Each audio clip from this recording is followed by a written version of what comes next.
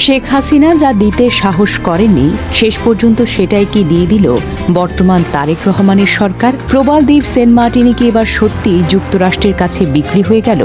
এমনকি শোনা যাচ্ছে বাংলাদেশের আকাশ, সমুদ্র বন্দর আর বিমান ঘাঁটিগুলোতে এখন থেকে দাপিয়ে বেড়াবে ডোনাল্ড ট্রাম্পের যুদ্ধ জাহাজ আর বোমারু বিমান। চারিদিকে যখন এমন ভয়ঙ্কর খবর, তখন দেশের সব নিউজ চ্যানেল যেন মুখে কুলু পেটেছে।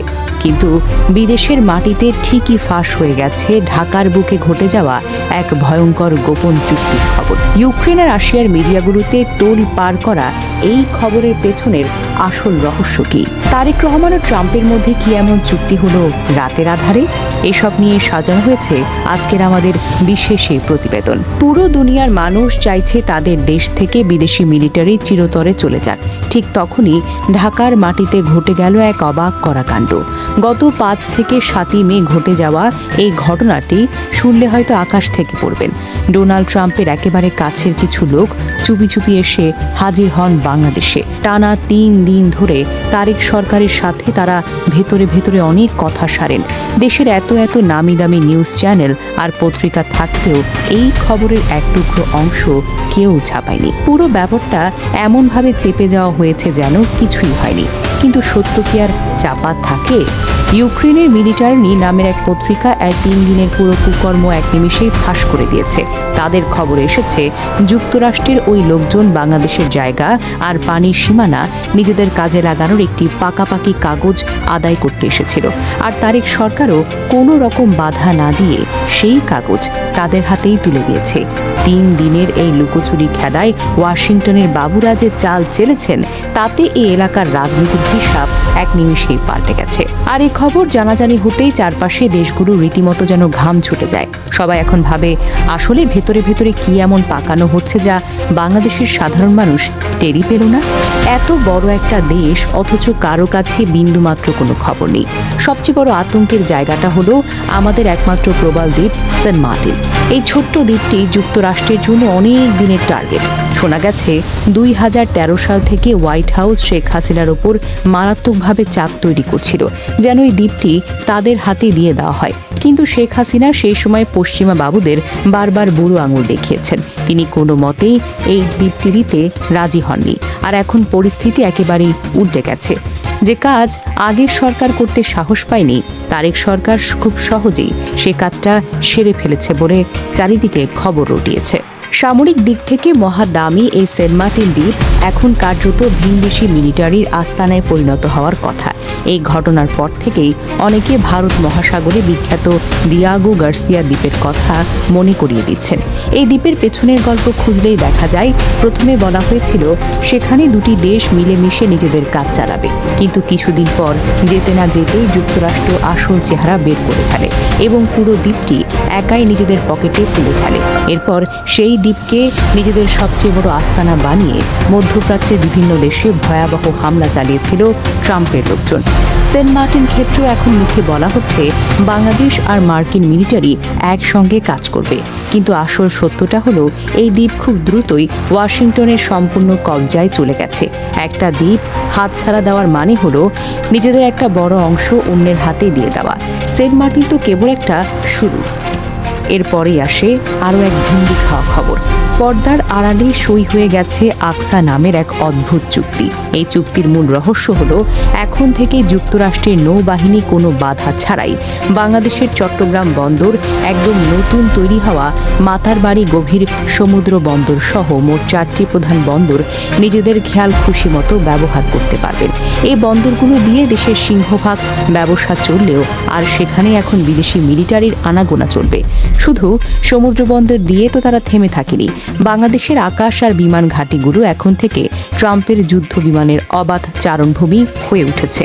তাদের বড় বড় বোমারু বিমান আর ফাইটার জেট যখন খুশি বাংলাদেশে আসবে, নিজেদের বিশাল সব যন্ত্রপাতির মেরামত করবে, তেল ভরবে এবং পার্কিং করে রাখবে।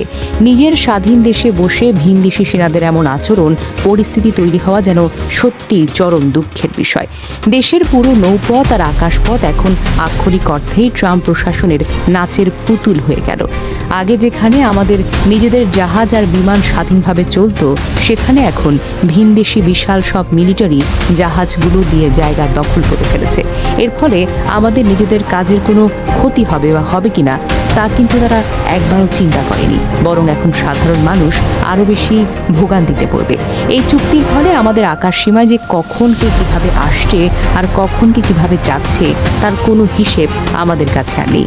সবকিছুই তাদের ইশারাই চলবে। তাছাড়া যুক্তরাষ্ট্র সবসময় এমন সব লোভনীয় ফাঁদ পাতে যাতে পা দিলে একেবারে দফা রফা হওয়ার জোগাড় হয়।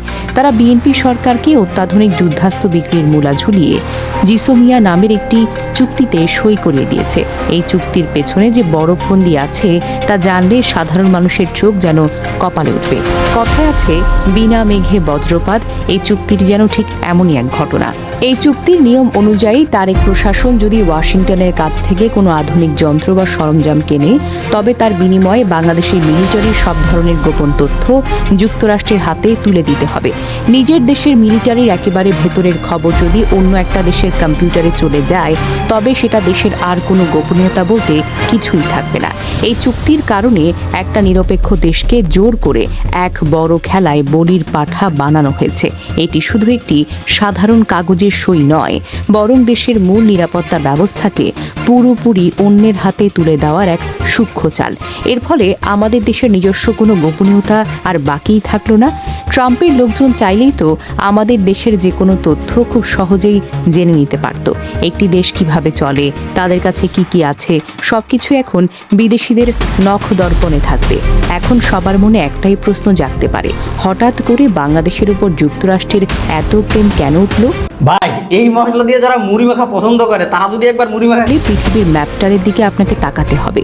ট্রাম্প প্রশাসনের আসল টার্গেট কিন্তু বাংলাদেশ নয়, আসল টার্গেট হলো বেইজিং। মিয়ানমারের ভেতর দিয়ে চীনের যে বিশাল বাণিজ্যিক রাস্তা তৈরি হয়েছে, ঠিক তার গলার ওপর চেপে বসতেই বঙ্গোপসাগরকে বেছে নিয়েছে ওয়াশিংটন। এই পথটি ব্যবহার করে চীন খুব সহজেই অন্যান্য ঝামেলা এড়িয়ে সরাসরি ভারত মহাসাগরে নিজেদের ব্যবসা বাণিজ্য চালাতে থাকে। সেন্ট মার্টিন আর বাংলাদেশের 4টি বন্দর নিজেদের কবজায় নিয়ে ট্রাম্প মূলত চীনের এই বিশেষ রাস্তার টুটি চেপে ধরতে চাইছেন। এখন বাংলাদেশ কেবল একটি রাস্তা হিসেবে ব্যবহৃত হচ্ছে।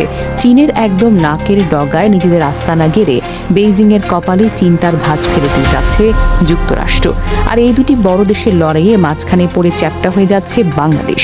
এই এলাকায় এত বড় বিদেশি মিলিটারি চাপে আসা চীনের জন্য এক বিরাট চোখ রাঙানি, যার কারণে এতদিনের শান্ত বঙ্গোপসাগর এখন যে কোনো সময় অশান্ত হয়ে উঠতে পারে। আর এই নোংরা খেলায় সবচেয়ে বেশি নাস্তানাবুদ হচ্ছেন আমাদের এই দেশ। বেইজিং কোনোভাবেই চাইবে না তাদের ব্যবসা বাণিজ্যের এত বড় একটা রাস্তা কেউ বন্ধ করুক। তাই তারা নিশ্চয়ই এই দাঁত ভাঙা জবাব দেওয়ার চেষ্টা করবে। আর তখনই শুরু হবে আসল ঝামেলা। তখন দুই পক্ষের এই টানা টানিতে আমাদের দেশের সাধারণ মানুষের জীবন একেবারে বিপর্যস্ত হয়ে পড়বে। পুরো দুনিয়ার মানুষ যখন নিজেদের মাটি থেকে ভিনদেশি সেনা তাড়ানোর জন্য গলাবাজি করে, তখন আমাদের দেশে উল্টো তাদের জন্য লাল গালিচা বিছিয়ে দেওয়া হয়। যে দেশ লাখো মানুষের প্রাণের বিনিময়ে স্বাধীন হয়েছিল, আজকে সেই স্বাধীন মাটিতে আবার নতুন করে অন্যের গোলামি শুরু করতে হবে।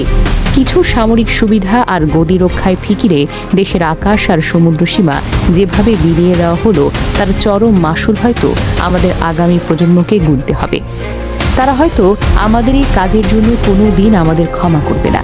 তারেক রহমান নেতৃত্বাধীন বিএনপি সরকারের এই সিদ্ধান্ত কি আসলেই কোনো কাজের কথা, নাকি এটি এমন এক খাত যা পুরো দেশকে এক গভীর খাদের দিকে ঠেলে দেবে? এই মারাত্মক ঘটনা থেকে দেশ কি আদৌ বের হতে পারবে, নাকি বড় দেশগুলো দাবার বোর্ডের একটি নিছক গুটি হয়ে থাকবে?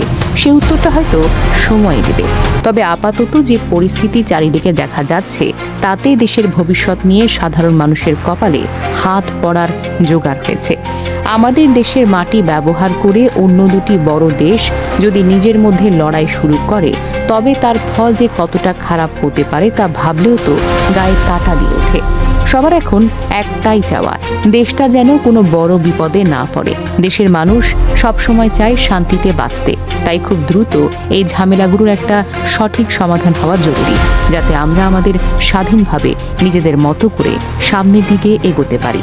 অন্যথায় আমাদের সবাইকে অন্যের বড় ক্ষতির মুখে পড়তে হবে, যা আমরা কেউ কোনোদিনও মন থেকে মানতে পারবো না। বরং